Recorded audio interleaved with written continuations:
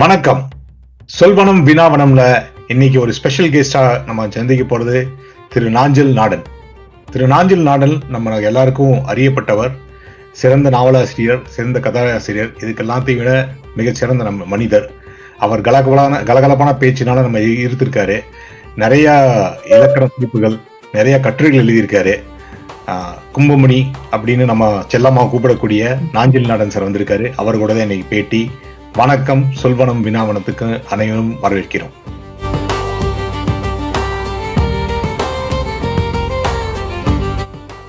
வணக்கம் சார். வணக்கம். வணக்கம். எப்படி இருக்கீங்க? சௌக்கியமா இருக்கீங்களா? நல்லா இருக்கேன். கோயம்புத்தூர் கிளைமேட் எப்படி இருக்கு இப்போ? நல்லா கோயம்புத்தூர் கொஞ்சம் பகல்ல வெயில் அதிகமா இருக்கு, 33 டிகிரி இருக்கு. ஓகே. இரவு ரொம்ப நல்லா இருக்கு, நல்ல பிரீஸ் இருக்கு, 23 24 தான் இருக்கு. ஓகே. இடையிடையே மழை தூறல் இருக்கு, சாரல். ஓகே, அருமை சார். சரி, நம்ம பேட்டியில முதல் கேள்வியா ஃபர்ஸ்ட் உங்களோட தொடக்கத்துல இருந்து ஆரம்பிச்சிடலாம். நீங்க கன்னியாகுமரியில் பிறந்தவர், அங்க வளர்ந்தவர். அங்கிருந்து மும்பை போயிட்டு, மும்பைல இருந்து அப்புறம் கோவை வந்திருக்கிறீங்க. ஸோ பல நகரங்களுக்கு சுற்றி பார்த்திருக்கீங்க. முதல்ல உங்களோட சின்ன வயசு இளம் பிராயம் கன்னியாகுமரி பற்றிய நினைவுகளை பத்தி சொல்லுங்க. நீங்க அந்த பள்ளி படிப்பு, ஏன்னா உங்களோட ஐ திங்க் உங்களோட கம்பராமாயணம், அது உங்களோட இலக்கணத்தான அடித்தளம் அங்க அமைஞ்சதுன்னு நினைக்கிறேன். ஸோ அங்கிருந்து ஆரம்பிக்கலாம் சார். எப்படி இருந்துச்சு உங்களோட இளம் பருவம் அங்க? அதாவது என்னுடைய ஊர் பேர் வீர நாராயணமங்கலம். அது நாகர்கோவில் இருந்து ஒரு 6 கிலோமீட்டர் குறுக்கு பாதைகள் இருக்கு. சொல்லப்போனா பா ஜீவானந்தம், கிருஷ்ணன் நம்பி, NS Krishnan, TKS brothers, KV Mahadevan, இசையமைப்பாளர் KV மகாதேவன், அப்புறம் கிருத்திகா வாழ்க்கைப்பட்ட ஊர். அப்புறம் எங்க ஊர்ல இருந்து ஒரு 1.5 மைல்ல திருப்பதி சாரம். அதனுடைய 4000 திவ்ய பிரபந்த பேர் திருவன் பரிசாரம். பெருமாள் திருவாழ் மார்பன். அந்த ஊர்ல MS என்று அறியப்பட்ட மொழிபெயர்ப்பாளர், எழுத்தாளர் பிறந்தாரு. அவருடைய சொந்த சகோதரர் தான் மா அரங்கநாதன். மா அரங்கநாதனுடைய பையன் மகாதேவன் சுப்ரீம் கோர்ட்ல ஜஸ்டிஸா இருக்காரு. அப்புறம் கவிமணி பிறந்த ஊரு. கவிமணி தேரூர்ல பிறந்து புத்தேரி எங்க ஊர்ல இருந்து குறுக்க நடந்து போனா 2 கிலோமீட்டர் அங்க வாழ்ந்தாரு. நான் கவிமணியையும் பா ஜீவானந்தத்தையும் சந்திச்சது இல்லை. அப்புறம் சுந்தர் ராமசாமி என்னுடைய குருஸ்தானத்துல இருக்கிறவரு. சுந்தர் ராமசாமி இது மாதிரி பெரிய பெரிய ஆளுமைகள், எஃப் சிவாஜிதாசன், பொன்னியிலன் அண்ணாச்சி, நீலபத்மநாபன், இவங்களுடைய பூர்வீகம். அதுல ஒரு சின்ன கிராமத்துல பிறந்தேன். எங்க அப்பா ஒரு எளிய விவசாயி. அவருக்கு சொந்த நிலம் கிடையாது. குத்தகைக்கு நிலங்க எடுத்து நெல் பயிரிட்டாரு. ஓர்நேர் சம்சாரிம்பாங்க. ஒரு ஏர்மாடு, அதை ஓட்டுறதுக்கு 2 எருமக்கடா, அப்புறம் வீட்டுல பால் கறந்து 2 எருமை. ஒரு எருமை பால் கறவை நடத்தினா இன்னொரு எருமை கறக்கும். ஒரு 2.5 சென்ட்ல ஒரு சின்ன வீடு. வீட்டுக்கு பின்னாடி 2 தென்னை மரம், ஒரு முருங்கை மரம், ஒரு கருவேப்பிலை மரம், ஒரு சின்ன தொழுவம், கூரை வீடு. அந்த காலத்துல நான் சொல்றது எனக்கு இப்ப 78 வயசு நடக்குது. எந்த வீட்லயும் டாய்லெட் ஃபெசிலிட்டிஸ் கிடையாது. எங்க ஊர்லயே பின்னாடிதான் 2 வீடுகளுக்கு வந்தது. பெண்கள் எல்லாம் சூரியோதயத்துக்கு முன்னாடி ஆத்தங்கரையில போயிட்டு வந்துருவாங்க. அப்புறம் சூரிய அஸ்தமனத்துக்கு பிறகுதான் போக முடியும். இந்த எடுப்பு கக்கூஸ் சமாச்சாரம் எல்லாம் நகரங்கள்ல தான் வந்தது, கிராமங்களுக்கு வரல. ஆமா, வரல. அப்புறம் ஆண்களுக்கு பிரச்சனை இல்லை. அப்படியான ஒரு கிராமம். அதுல ஓர்நேர் சம்சாரின்னு சொன்ன 2 போகமும் நெல்லு தான். தண்ணீருக்கு பஞ்சம் இல்லை. பழையாறு ஓடிச்சுது. எங்க ஊருக்கு மேற்க பழையாறு. எங்க ஊரை சுத்திக்கிட்டு தேரேகால், திருவிதாங்கூர் மன்னர்கள் வெட்டி தந்த கால்வாய் அது. நெல்லு. வயக்கரையில தென்னம்பிள்ளை நிற்கும். தென்னம்பிள்ளைன்னா தென்னை மரம், வாழை, கரும்பு கிடையாது. அப்புறம் எங்களுக்கு தேவையான காய்கறிகளை நாங்களே பயிர் செஞ்சுக்குவோம். அப்படியான ஒரு எளிய கிராமம். இந்த உருளைக்கிழங்கு, கேபேஜ், காலிஃபிளவர் எல்லாமே எங்களுக்கு அறிமுகமானது 1950s பிறகுதான். சொல்ல போனா எங்க அம்மா எல்லாம் கேபேஜ் சமைச்சதே கிடையாது. அவங்களுக்கு தெரிஞ்ச ரெண்டே எண்ணெய், நல்லெண்ணெய், தேங்காய் எண்ணெய். ஆ அப்புறம் எங்க ஊர்ல ஒரு ஆறு இருந்தது. அதுல 5ஆம் வகுப்பு வரைக்கும் படிச்சேன். அப்புறம் எங்க ஊருக்கு மேற்க ஒரு மைல் நடந்து போனா எரச்சகுளம்ங்கிற ஊர்ல நடுநிலை பள்ளி, அங்க 3 வருஷம் படிச்சேன். அப்புறம் எங்க ஊருக்கு கிழக்க ஒரு 1½ மைல் நடந்து போனா தாளக்குடிங்கிற ஊர்ல உயர்நிலை பள்ளி, அது 110 ஆண்டுகள் ஆன பள்ளி. யாரோ கல்வியை நமக்கு தந்தாங்கன்னு சொல்லிக்கிறாங்க மேடைகள்ல. ஆனா 110 ஆண்டுகளுக்கு, அந்த ஒரு 10 வருஷம் முன்னாடி அதனுடைய 100ஆண்டு விழாவுக்கு போட்ட மலர்ல நான் ஒரு கட்டுரை எழுதினேன். அந்த பள்ளியில படிச்சேன். அதாவது கிடைச்சும் கிடைக்காத சூழல் தான் உணவுங்கிறது. அப்புறம் சில வேலைகள் இருக்கும், சில வேலைகள் இருக்காது. அப்புறம் பாட புத்தகங்கள் எல்லாமே எனக்கு முந்தின வருஷம் 8ஆம் கிளாஸ் படிக்கிற அக்காட்ட சொல்லி வச்சிருப்பேன். அக்கா, எனக்கு அந்த புஸ்தகம் அப்படியே வச்சிரு, எனக்கு வேணும்னு. நான் 7ஆம் கிளாஸ் படிக்கிறவனா இருப்பேன். இப்படி 2ஆம் கையா 3ஆம் கையா வாங்கின புத்தகங்கள் தான். ஆனாலும் நான் நல்லா படிப்பேன். அது எங்க அம்மா பேரு சரஸ்வதி, அது ஒரு காரணமா இருக்கலாம். சரஸ்வதி கடாட்சம் நம்ம தலைக்கு பின்னாடி ஒரு கை இருக்கலாம் ஆசீர்வாதத்துக்கு. நாவல்கள் இருந்து தெரியுது சரஸ்வதி கடாட்சம் வந்து வந்தது. அப்புறம் எங்க அந்த காலத்துல 11ஆவது வகுப்பு, +2 வரல. 11ல நான் பள்ளியில முதல் மாணவன், மாவட்டத்துல 2வது மாணவன். அப்ப அதெல்லாம் நான் என்னுடைய அனுபவங்களை எழுதியிருக்கேன். அந்த சூழல்ல படிக்கிற போது எனக்கு விளையாட்டுல பெரிய ஆர்வம் கிடையாது, அதற்குண்டான உடல் திராணியும் கிடையாது. ஆகவே நான் எப்ப பார்த்தாலும் வாசிப்பு வாசிப்பு வாசிப்பு. பாட புத்தகங்களுக்கு வெளியே நிறைய படிச்சேன். எங்க ஊர்ல ஒரு நூலகம் இருந்தது, அந்த நூலகத்தை பயன்படுத்திக்கிட்டேன். நண்பர்கள் மூலமா தாளக்குடி, எரச்சகுளம், திருப்பதி சாரம், புத்தேரி நூலகங்களை பயன்படுத்திக்கிட்டேன். நிறைய அரசியல் கூட்டங்கள் கேட்க போவேன் 9ஆம் கிளாஸ்ல இருந்தே. எல்லா அரசியல் கூட்டங்களுக்கும் எங்க ஊர்ல ஒரு 4 அண்ணனுங்க சைக்கிள்ல பின்புறம் ஏற்றி கூட்டிட்டு போய் கூட்டம் முடிஞ்சு தோசை, சுக்கு காப்பி வாங்கிட்டு வந்து திரும்ப வீட்டுல கொண்டு விடுவானுங்க. ராத்திரி 3 மணி ஆயிரம் வீட்டுக்கு வர்றதுக்கு. அப்புறம் எங்க அப்பா வந்து எந்த கோயில்ல பாட்டு கச்சேரி நடந்தாலும் போவாரு, நானும் கூடவே கிளம்பி போயிடுவேன். நான் 8ஆம் கிளாஸ் 9ஆம் கிளாஸ் படிக்கிற போதெல்லாம் Madurai Mani Iyer, Madurai Somasundaram, ML Vasanthakumari, DK. Pattammal, MS. Subbulakshmi, அந்த ரேஞ்சில கேட்டு பழகினவன். கே.பி. சுந்தராம்பாள், டி.ஆர். மகாலிங்கம். அதுல வந்து எனக்கு நான் முறையா இசை பயின்றவன் இல்லை. ஆனா கேட்டு கேட்டு ஊர்ல ஒரு பழமொழி சொல்லுவாங்க, எலி பெருசாகி பெருசாகி பெருச்சாலி ஆச்சுது அப்படின்ட்டு. அது மாதிரி கேட்டு கேட்டு பழகி பழகி அதுல ஒரு ஆர்வம் வந்தது. அப்புறம் நான் எஸ்எஸ்எல்சி முடிஞ்சு பியூசி சேரணும், வந்து பணம் கட்டுக்கன்னு கார்டு போட்டாங்க. 118 ரூபாய் ஃபீஸ் வருஷத்துக்கு. அந்த 118 ரூபாய் கட்டுறதுக்கு எங்க அப்பாட்ட பணம் இல்லை. ஒரு கட்டத்துல எங்க வீடு வந்து ஒரு ஓலைக்கூரையினாலான வீடு. ஒரு பகுதியில மாத்திரம் ஓடு போட்டிருக்கோம். 2½ சென்ட். அதுக்குள்ள மாட்டு தொழுவம்னா பாத்துங்களேன். ஒரு கட்டத்துல பணம் பெரட்ட முடியாம எங்க அப்பா படிப்புறையில இருந்து அழுகுறாரு, நான் அழுகுறேன். படிச்சது போதுமில்ல, ஏதாவது கடையில போய் நில்லு அப்படிங்கிறாரு. பலசர கடையில பரவஞ்சனம் படிக்கிறதுக்கு போய் சொல்றாரு. அப்புறம் எங்க சித்தப்பா ஃபீஸ் கட்டினார். எங்க அப்பாவுடைய தம்பி நாகலிங்கம் பிள்ளைன்னு பேர், அவர் பேர். எங்க அப்பா பேர் கணபதியா பிள்ளை. ஃபீஸ் கட்டி நல்ல வேலையா நேஷனல் லோன் ஸ்காலர்ஷிப்னு ஒண்ணு இருந்தது அப்ப, டாக்டர் ராதாகிருஷ்ணன் காலத்துல. ஒரு வருஷத்துக்கு 720 ரூபா ஸ்காலர்ஷிப் தருவாங்க. அதை திரும்ப ஆசிரியர் வேலைக்கு போகலைன்னா அந்த முழு பணத்தையும் திரும்ப கட்டணும். எனக்கு ப்ரீ யூனிவர்சிட்டி, பிஎஸ்சி, எம்எஸ்சி எல்லா வருஷத்துக்கும் அந்த ஸ்காலர்ஷிப் கிடைச்சது. இல்லைன்னா நான் படிச்சிருக்க மாட்டேன். அப்புறம் நான் பாம்பேக்கு போய் செட்டில் ஆனதுக்கு அப்புறம் எனக்கு தமிழ்நாடு தலைமைச் செயலகத்திலிருந்து நோட்டீஸ் வந்தது, இந்த பணத்தை நீ கட்டாம இருக்கிய. வந்து ஆமா, மாசம் 25 ரூபா வச்சு முழு தொகையும் கட்டினேன். கட்டி எனக்கு எதுவும் கடன் பாக்கி இல்லைங்கிற சர்டிபிகேட் வாங்கி வச்சிருக்கேன். அது ஒரு பெரிய உதவியா இருந்தது. எங்க ஊருக்கு நாகர்கோயில தென் திருவிதாங்கூர் இந்து கல்லூரின்னு ஒரு கல்லூரி, அங்க ப்ரீ யூனிவர்சிட்டி பிஎஸ்சி மேத்ஸ் படிச்சேன். ம். பிஎஸ்சி மேத்ஸ் படிச்சதுக்கு அப்புறம் எம்எஸ்சி மேத்ஸ் வந்து அப்ப கன்னியாகுமரி மாவட்டத்துல எந்த கல்லூரியிலும் இல்லை, 2 கல்லூரி தான் இருந்தது அப்ப. ம். தென்திருவிதாங்கூர் இந்து கல்லூரி, ஸ்காட் கிறிஸ்டியன் காலேஜ். நான் தமிழ் எம்ஏ இருந்தது, தமிழ் எம்ஏ ஜாயின் பண்றப்பான்னு எங்க சித்தப்பாட்ட சொன்னேன். வேலை கிடைக்காதுடா, நீ மேத்ஸ் எடு, ஏன்னா பிஎஸ்சியில நான் மேத்ஸ். ம். அப்புறம் கேரளா யூனிவர்சிட்டி திருவனந்தபுரத்துல MG college, Mahatma Gandhi memorial காலேஜ்னு ஒரு கல்லூரி.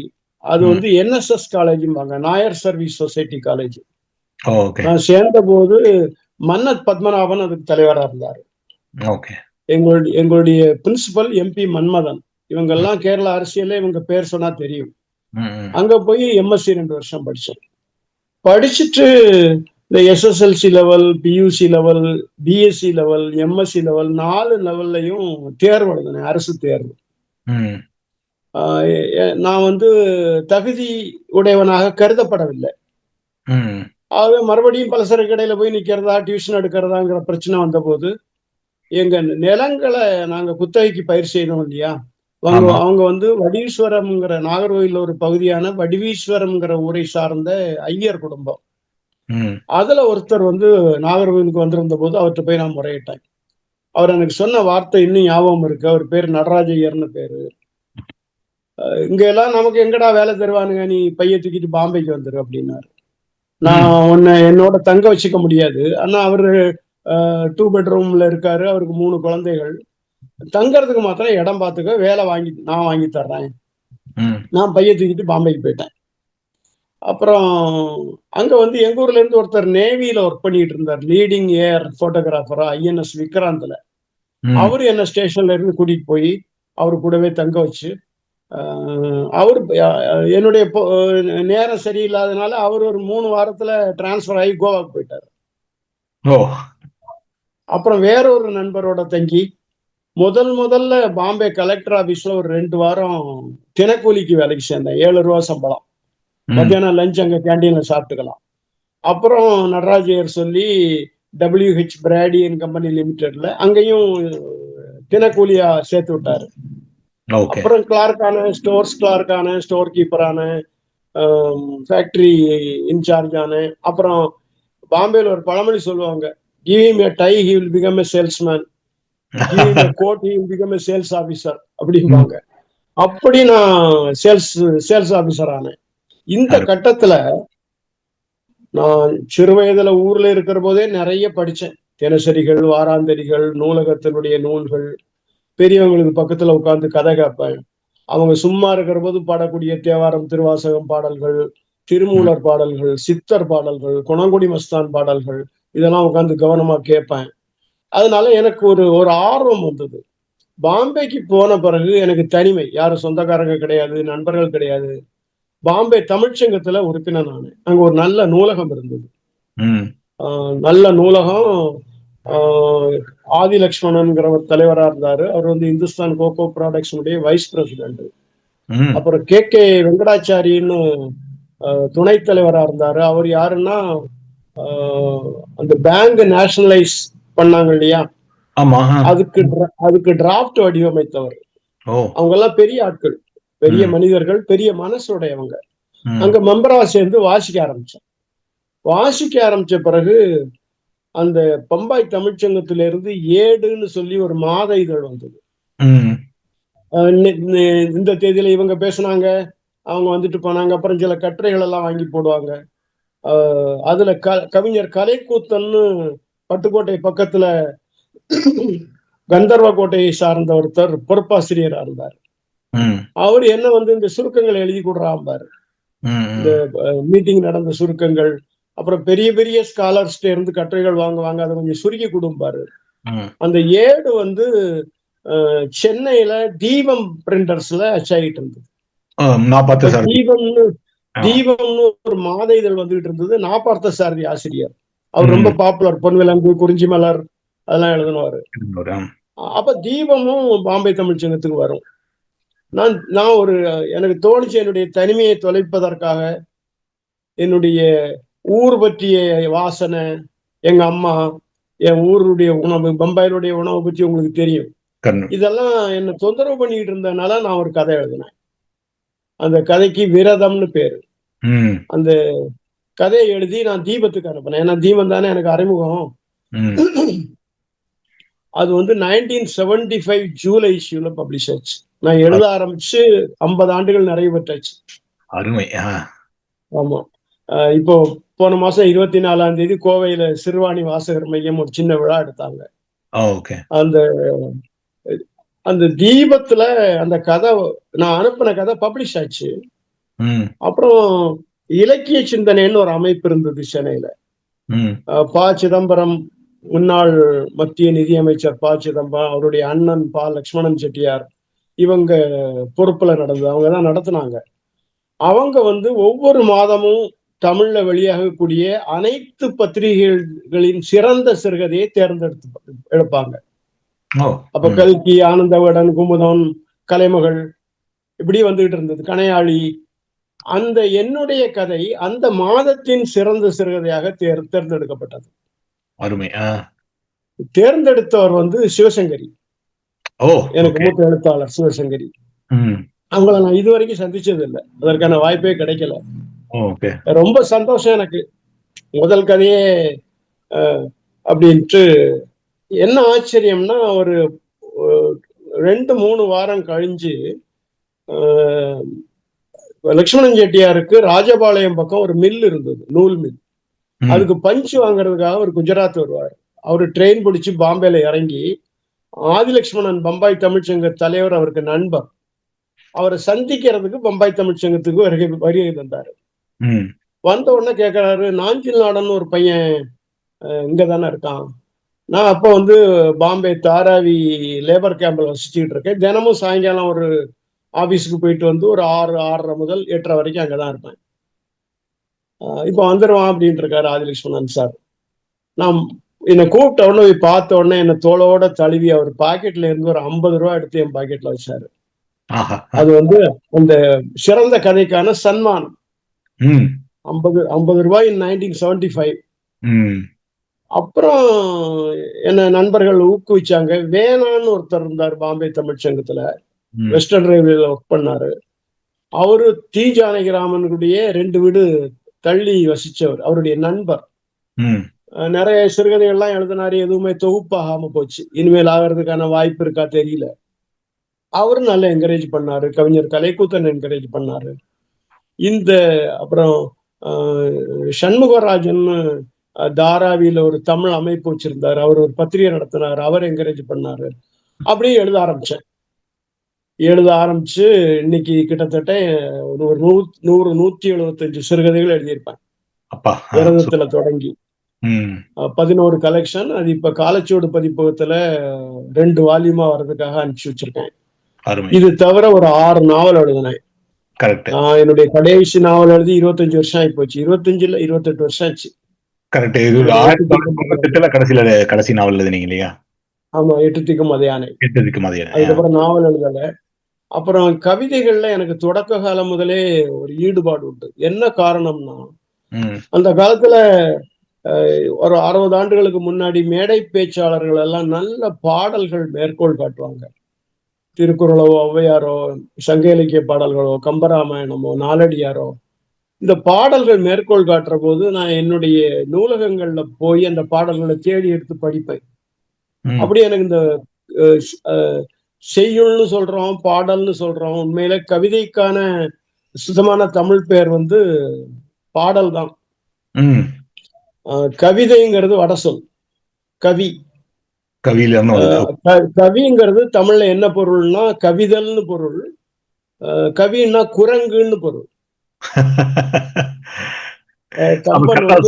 குரங்கு கையில பூமாலை அப்படிங்கிற மாதிரி. ஆமா, கம்பன் வந்து சுந்தரகாண்டத்துல சீதையை கண்டுபிடிக்க முடியாம திகைச்சு போய் அனுமன் நிக்கிற போது ஒரு ஃப்ரஸ்ட்ரேஷன்ல அனுமன் ஒரு பாட்டு சொல்லுவான். அனுமன் சொல்றதா கம்பர் ஒரு பாட்டு வைப்பாரு. சீதையை கண்டு வரும் என்றிருக்கும் காகுத்தன். ராமன் வந்து சீதையை பார்த்துக்கிட்டு தான் வருவான்னு நினைச்சுக்கிட்டு இருப்பான். இவனுடைய மன்னன் இருக்கான சுக்ரீவன், கவிக்குலத்தோன் கொண்டு வரும் என்று இருக்கும். பார்த்துட்டு வர மாட்டான், கூட்டிக்கிட்டே வந்துருவான் அப்படின்னு வச்சிருப்பாரு. ஆமா, அதுல கவிக்குலத்தோன்ங்கிறது ஒரு பாடம், கவிக்குலக்கோன் குரங்குங்கிறது ஒரு பாடம். ஆகவே கவின்னா குரங்கு. சரி. Okay, okay. அது பிறகு நாம அதை அப்படியே அடாப்ட் பண்ணிக்கிட்டோம். இப்ப அதுல இருந்து கவிதாயினின்னு ஒரு புது சொல் வேற கண்டுபிடிச்சிருக்கோம். கவின்னாலே பொது பெயர் தான். நீங்க வேற இப்போ சில பேர்கள் வந்து மேடையில போய் யாராச்சும் கவிஞரை பார்த்து கவிதாயினின்னு சொன்னாங்கன்னா அவங்க கோவம் வந்து திட்ட போறாங்க அப்புறம்.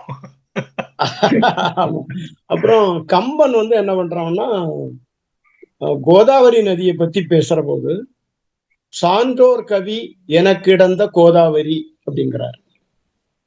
சான்றோர்களுடைய கவிதை மாதிரி வேகம், ஆழம், தெளிவு, பயன், அகலம் இது மாதிரி சான்றோர்களுடைய கவிதை மாதிரி கோதாவரி நதி கிடந்ததுன்னு ஓம சொல்றாரு. சான்றோர் கவி எனக்கிடந்த கோதாவரி இது. சோ அப்படியே ஒரு காலத்துல அப்புறம் 18-19 வருஷம் பாம்பேல இருந்தேன். முழுக்க அப்ப ஃபுல்லா WH பிராடி தான் அந்த சமயம். WH பிராடி அது ஒரே ஒரு கம்பெனில தான் வேலை பார்த்தேன். ஓகே. தொடக்கம் முதல் இறுதி வரைக்கும். வேற கம்பெனிகள் மாறி இருக்கலாம், பட் என்னுடைய மனசு, எனக்கு அங்க இருந்த சூழல், அப்புறம் எனக்கு இருந்த எழுதுவதற்கான சுதந்திரம், இதெல்லாம் என்ன போக விடல. எப்படி ஊர்ல வேலை கிடைக்காம இருந்ததுனாலையும் வேறு கம்பெனிக்கு போக முடியாத காரணத்தினாலையும் நாஞ்சில் நாடன்கிற ஒரு எழுத்தாளன் கிடைச்சா இல்லையா தமிழுக்கு. ஊர்ல ஒரு கிளர்க் வேலையோ ஆசிரியர் வேலையோ கிடைச்சிருந்துன்னு வைங்க, 60 வயசுல ரிட்டையர் ஆகி, நான் இப்ப ரிட்டையர் ஆகி 20 வருஷம் ஆச்சு. 60 வருஷம் ரிட்டையர் ஆகி 2-3 வருஷத்துல செத்து கூட போயிருப்பேன். எனக்கு இன்னும் 10 வருஷம் வேலை பாக்கி இருக்கு. அருமை. அப்புறம் எனக்கு இன்னொரு நம்பிக்கை உண்டு. இப்ப நீங்க செய்யற வேலையை நான் செய்ய முடியாது, நான் செய்யற வேலையை நீங்க செய்ய முடியாது. ஆகவே நான் எழுதக்கூடிய நூல் எழுதப்படாமல் போனா அது தமிழுக்கு தானே நஷ்டம். கண்டிப்பா. அருமை. வேற யாரு அது ஒரு திமிருன்னு கூட சொல்லலாம். இப்ப இந்த மொழிக்குள்ள நாஞ்சில் நாட்டு உணவு அப்படின்னு உணவு கல்ச்சர் பற்றிய ரெசிபி அல்ல, அது உணவு கல்ச்சர் பற்றிய 510 பக்கத்துல ஒரு நூல் நாஞ்சில் நாடன் தானே எழுதியிருக்கான்.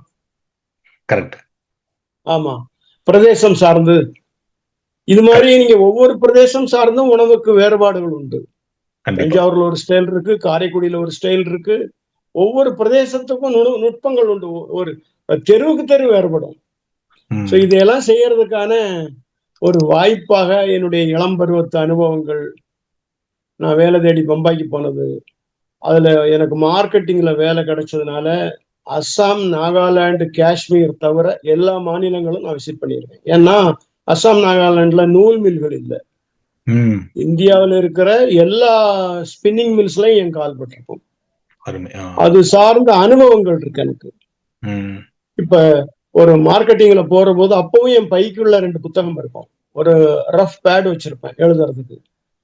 அப்புறம் மில் வேலை முடிஞ்சதுக்கு அப்புறம் நான் சினிமா தியேட்டர்ல போய் உட்கார மாட்டேன் தேவையில்லாம. அந்த ஊர்ல இருக்கக்கூடிய பழைய கால கோவில்கள், பழைய கால சின்னங்கள், எங்க அந்த ஊரினுடைய நேட்டிவ் ஃபுட்டு எங்க நல்லா கிடைக்கும். இங்க பாஸ்டன்ல போய் நின்றுட்டு மோர் மிளகாவும் தயிர் சாதமும் தேடிட்டு இருக்க கூடாது இல்லையா. அங்க என்ன கிடைக்குதோ அதை சாப்பிடணும். எனக்கு வந்து பாஸ்டன் பாலா தான் முதல் ஒரு விஸ்கி அறிமுகப்படுத்தினாரு. அந்த விஸ்கி நான் அதுக்கு முன்னாடி குடிச்சது இல்லை, பேர் ஞாபகத்துக்கு வர மாட்டேங்குது. அப்ப அவர் சொன்னாரு இது இந்த ஊர் ஸ்பெஷல் அப்படின்ட்டு. இது மாதிரி எந்த ஊர்ல என்ன கிடைக்குதோ, இப்ப எல்லாமும் நம்முடைய அனுபவங்கள் தானே.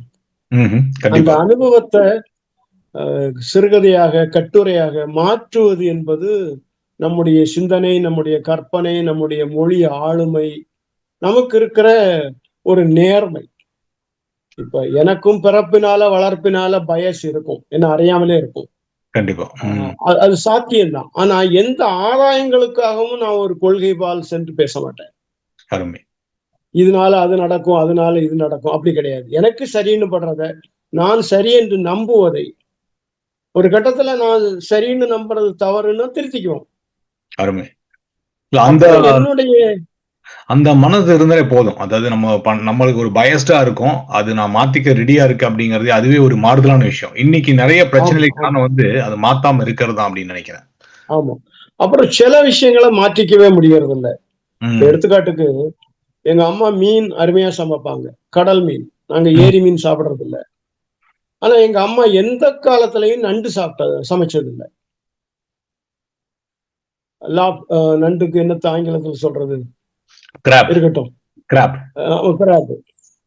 ஆனா நண்டு நல்ல உணவுங்கிறது எனக்கு தெரியும். இப்ப என் பேரனுகளோட நான் ரெஸ்டாரண்ட்டுக்கு போறேன், வெளியூர்களுக்கு போறேன். அவனுங்க நண்டு விரும்பி சாப்பிடுறான். ஆனா எங்க அம்மா சமைச்சு தராததுனால இன்று வரைக்கும் எனக்கு அது பழக்கம் இல்லை. அவைலபிளா இருந்தா கூட. இது மாதிரி சில பிடிவாதங்கள் இருக்கு நமக்கு வாழ்க்கையில. அஹ் இது இது பிடிவாதம் கூட இல்லை, இது பழக்கம். கரெக்ட். என்கிட்ட ஒரு ஒரு நண்பர் கேட்டாரு, எங்க அம்மா வைக்கிற குழம்பு மாதிரி என் மனைவிக்கு வைக்க தெரியல. நான் சொன்னேன், உங்க அம்மா அம்மியில கொத்தமல்லி, மிளகா வத்தல், நல்ல மிளகு, வெந்தயம், சீரகம் எல்லாம் அரைச்சாங்க. அரைச்சிட்டு அந்த அம்மி பால் திரட்டினாங்க. அப்புறம் இஞ்சி பூண்டு எல்லாம் உரிச்சு சுரண்டி உரிச்சு வச்சாங்க. நீ உன் மனைவிக்கு 8 மாசத்துக்கு முன்னாடி தயாரிக்கப்பட்ட மிளகாத்தூள், மல்லித்தூள் எல்லாம் வாங்கி கொடுக்குற. பூண்டுக்கும் இஞ்சிக்கும் பேஸ்ட் வாங்கி வச்சிருக்கிற. அப்புறம் எப்படிடா விளங்கும் அப்படின்னு கேட்டேன் நான். கரெக்ட். இது மாதிரி சில நினைவுகள். எனக்கு அது நீங்க சமையல் பத்தி பேசுறப்போ எனக்கு அதை குறித்து ஒரு சின்ன கேள்வி இருக்கு. இப்போ உங்களை பத்தி எழுதுறப்போ ஜெயமோகன் வந்து எழுதியிருக்காருன்னா, நாஞ்சில் நாடன் வந்து அதிகமா பசியை பத்தி எழுதியிருக்காரு அப்படின்னு எழுதியிருக்காரு. பட் ஆக்சுவலா நான் அது வந்து ஓரளவுக்கு மறுக்கிறேன். நான் அவர் சொல்றது அவர் எந்த ரேஞ்சில் சொன்னாரு எனக்கு புரியுது. நீங்க வந்து ஆக்சுவலா உணவு பிரியர்னு நினைக்கிறேன். அதனாலதான் நாஞ்சில் நாட்டு உணவு பழக்கம் அப்படின்னு எழுதியிருக்கீங்க. சோ பசியை பத்தி எழுதுனதை விட நீங்க உணவு பத்தி எழுதுனது அதிகம். அதனால அவங்க வந்து நாஞ்சில் உணவு பிரியர்னு மாத்திரணும் அப்படின்னு நினைக்கிறேன். அதுக்கு அதாவது நான் அதை பத்தி எழுதியிருக்கேன். உணவை தேடி அலைஞ்ச காலம் அது. பசி ரொம்ப முக்கியம். எங்கிட்ட ஒரு நேர்காணல்ல கேட்டாங்க, எது மிகச் சிறந்த உணவு அப்படின்னு. நான் சொன்னேன், அது என்னுடைய பசியை சார்ந்த விஷயம் அப்படின்னு. Correct, perfect. நான் என்னுடைய பயணங்களின் போது, இந்த விற்பனை அதிகாரியாக தொழில் செய்த போது பஸ் சர்வீஸ் எல்லாம் இருக்காது. சில ஊர்கள்ல சாயங்காலம் 4:30 மணிக்கு லாஸ்ட் பஸ் போயிடும். அதை தவற விட்டீங்கன்னா 40 கிலோமீட்டர் தாண்டி ஒரு நகரத்துல தங்கி இருப்பேன். நான் மில்லுக்கு போன இடத்துல தங்குவதற்கு கூட வசதி இருக்காது. மில்லுக்குள்ள வேணா போய் படுத்துக்கலாம். அப்ப லாரிகள்ல பயணம் பண்ணுவேன். இந்த லாரி டிரைவர்கிட்ட கிளீனர்கிட்ட ரிக்வஸ்ட் பண்ணி கொஞ்சம் காசு கேட்பாங்க. அவங்க சில இடங்கள்ல உணவுக்கு நிறுத்துவாங்க. சுக்கா ரொட்டி, டாபால பஞ்சாபி டாபா அந்த மாதிரி. அப்புறம் ஒரு முழு வெங்காயத்தை, பெரிய வெங்காயம்னு சொல்றது, எங்களுக்கு சின்ன உள்ளி பெரிய உள்ளி, அத தலையில ஒரு குத்து குத்தி அதை இப்படி அது சதைஞ்சு விரியும். அப்புறம் ஒரு பச்சை மிளகா, இதை கடிச்சிட்டு அவன் சாப்பிடுறத நான் கவனிக்கிற போது அவனுடைய பசியை நான் உணர்வேன். நானும் சாப்பிட்டு பார்த்திருக்கேன். அது மாதிரி எந்த உணவும் தவிர்க்க வேண்டிய உணவு இல்லை. அவனுடைய பழக்கம், அவனுடைய பிரதேசத்துல என்ன விளைஞ்சதோ அதை சாப்பிட்டான். எங்க அம்மாவுக்கு பீட்ரூட் பார்த்தே இருக்க மாட்டா. ஏன்னா அவ ஊர்ல பீட்ரூட் விளையல. சுரைக்காய் விளைஞ்சது, வெள்ளை பூசணி விளைஞ்சது, மஞ்சள் பூசணி வளர்ந்து, அதுக்கு எங்களுடைய பேரே வேற. தடியங்காய், பூசணிக்காய், சுரைக்காய், பீர்க்கங்காய், புடலங்காய், கத்திரிக்காய், வெண்டைக்காய், வாழைக்காய், கொத்தவரங்காய், பீன்ஸ் கிடையாது, கேரட் கிடையாது, உருளைக்கிழங்கு கிடையாது, பெல்லாரி வெங்காயம் கிடையாது. இதெல்லாம் லக்ஸரி. சந்தைக்கு போனா இதுதான் கிடைக்கும், நாட்டுக்காய் தான் கிடைக்கும். அது போல இப்ப நான் தான், எங்க சித்தி எனக்கு ஒரு 15 வயசுலயே மீன் வாங்க சொல்லி கொடுத்துருக்கா. சந்தையில போய் எப்படி மீன் வாங்கிட்டு வரணும், எந்த மீனை தேர்ந்தெடுத்து வாங்கணும்.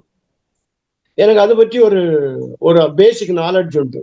எந்த மீனை எப்படி குழம்பு வைக்கணும், எதை அவியல் வைக்கணும், எதை வந்து பொரிக்கணும், எதுக்கு தேங்காய் அரைக்கணும், எதுக்கு தேங்காய் அரைக்க கூடாது, இப்படி எல்லாம் அதுல நுணுக்கங்கள் இருக்கு. இதெல்லாம் நான் தெளிவா எழுதியிருக்கேன். இதெல்லாம் நான் பெற்ற அனுபவங்கள். சில ஊர்கள்ல வந்து இந்த போகான்னு ஒரு விஷயம் இருக்கு மகாராஷ்டிரால. இது நான் மகாராஷ்டிரா போனதுக்கு அப்புறம் தான் இதை நான் முதல் முறையா சாப்பிடுறேன். காந்தா போகா, போகா வெங்காயம், காந்தா போகான்னு சொல்லிட்டு வெங்காயமும் இது சேர்ந்து. அது போல இந்த ஜவ்வரிசியில ஒண்ணு பண்ணுவாங்க, சாபுதானா கிச்சடி. ஆமா, இது போன்ற அனுபவங்கள், இது உணவு சார்ந்த அனுபவங்கள்னா வாழ்க்கை சார்ந்த அனுபவங்கள் நிறைய இருக்கு. நம்ம பஸ்ஸுக்கு காத்து நிக்கிறோம், 1 மைல் 1.5 மைல் எல்லாம் நடந்து போறோம். நான் எங்கேயோ எழுதியிருக்கேன், ஒரு முறை மகாராஷ்டிரால ஒரு மில்லுக்கு பஸ் ஸ்டாண்ட்ல இருந்து இறங்கி 1.5 மைல் மில்லுக்கு நடந்து போறேன். என்னை கிராஸ் பண்ணி ஒரு கரும்பு ஏத்தன வேன் போகுது. அந்த வேனுக்கு மேல ஒரு 12-13 வயசு சிறுமி உட்கார்ந்துருக்கா. அவன் என்ன பார்த்துட்டு ஒரு கரும்பை 2ஆ முறிச்சு என்னை நோக்கி எறிகிறான். அவ ஒரு கரும்பு துண்டை கடிச்சிட்டே போயிட்டு இருக்கா. அப்புறம் நான் நடந்து போற எனக்கு ஒரு துண்டு கரும்பு நானும் விரும்பி சாப்பிடுவேங்கிற முன் தீர்மானத்தோட என்ன நோக்கி எறிகிறாள்ல, அதுக்குள்ள ஒரு மனுஷத்தன்மை இருக்குல்ல, ஒரு அன்பு இருக்குல்ல. கண்டிப்பா. இந்த லவ்ங்கிற சொல்லுக்கு இதாங்க பொருள். அதைத்தான் புறநானூற்றுல பேசுறான். இந்திரன் அமிழ்தம் இயைவதெனினும் தமியர் உண்டலும் இதரே. இந்திரனுடைய அமுதம் கிடைச்சா கூட தனியா சாப்பிட மாட்டான். 4 வீட்டுக்கு கொடுத்துதான் சாப்பிடுவோம். வீட்டுல ஒரு சக்கப்பழம் வாங்கிட்டு வந்தோம்னா நாங்க 8 பங்கா போட்டு ஆளுக்கு ஒரு துண்டு கொடுத்து அனுப்புவோம். இந்த அக்காட்ட கொண்டு கொடுத்துட்டு வா, இந்த மைனிக்கு கொண்டு கொடுத்துட்டு வான்னு. அது போல வீட்டுல விளையிற முருங்கைக்காய் அங்க 2 இங்க 2 பங்கு வச்சு கொடுத்துருவோம். இது இந்த அன்பினுடைய பிரதிபலிப்பை நான் இந்த மாதிரி அனுபவங்கள்ல நிறைய பெற்றிருக்கேன். அப்புறம் எப்பவுமே நான் வந்து நகரத்திலே இருக்கக்கூடிய ஆடம்பரமான பெரிய அப்படியான ஹோட்டல்களுக்கு போக பிரியப்பட மாட்டேன். அந்த லோக்கலா டிராபிக்ல நிக்கக்கூடிய கான்ஸ்டபிள்கிட்ட கேட்பேன், அந்த ரிக்ஷா ஓட்டுநர்கிட்ட கேட்பேன், ஏன்பா சாப்பாடு எங்க நல்லா கிடைக்கும். அவன் சொல்லுவான், நேரா போர் லெப்ட்ல திரும்ப ரைட்ல திரும்ப. அங்க ஒரு சின்ன கடை இருக்கும், உண்மையிலேயே சுவையா இருக்கும், மலிவா இருக்கும். இப்படி தேடி தேடி இது உணவு சார்ந்த அனுபவம்னா வாழ்க்கை சார்ந்தும் இது மாதிரி அனுபவங்கள் நிறைய இருக்கு. எவ்வளவோ மனிதர்கள் முகம் தெரியாம நமக்கு உதவி செய்திருக்கிறாங்க, இடர்பாடுகள்ல கை கொடுத்திருக்கிறாங்க. இந்த மனித மாண்பை தான் நான் வந்து எழுத்தாக முயற்சி பண்றேன். அருமை அருமை. இப்போ எனக்கு இன்னொரு கேள்வி, நீங்க வந்து படிச்சது வந்து இளங்கலை கணிதம், முதுகலை கணிதம். அது தவிர நீங்க பள்ளியில இருக்கிறப்ப கொஞ்சம் வந்து இலக்கணம் பரிச்சயம். ஆனா திடீர்னு பாத்தீங்கன்னா உங்களோட இன்னைக்கு பாத்தீங்கன்னா இப்ப கூட கம்பராமாயணத்துல வந்து எடுத்துக்காட்டு சொல்றீங்க, மரபிலக்கணம் பத்தி ஒரு தீரா காதல் இருக்குன்னு நினைக்கிறேன் உங்ககிட்ட. அது எப்படி, அந்த ஈர்ப்பு எப்படி உங்களுக்கு உருவாச்சு? என்னுடைய ஆசிரியர்கள் முதற் காரணம். முதல்ல அந்த காலத்துல 8வது வகுப்புல இருந்தே மனப்பாட செய்யுள்கள் இருந்தது. திருக்குறள்ல 10 பாட்டு இருக்கும், அப்புறம் இறைவணக்க பாடல்கள் இருக்கும். இப்ப ரட்சணிய யாத்திரியத்துல ஒரு பாடல், இயேசுநாதரை சிலுவையில அறையிறாங்க, ரட்சணிய யாத்திரிகம். அது அப்போ ஒரு பாட்டு, அதாவது என்னை காட்டி கொடுத்து சிலுவையில அறையிறாங்க, அவங்களுக்கு தான் என்ன செய்யறோம்னு தெரியல, ஆண்டவனே அவர்களை மன்னித்து விடுங்கள்னு இயேசுநாதர் சொல்ற பாட்டு. இது நான் 8ஆம் கிளாஸ்லயோ 9ஆம் கிளாஸ்லயோ படிச்சது. இப்ப திருப்பி சொல்றேன்.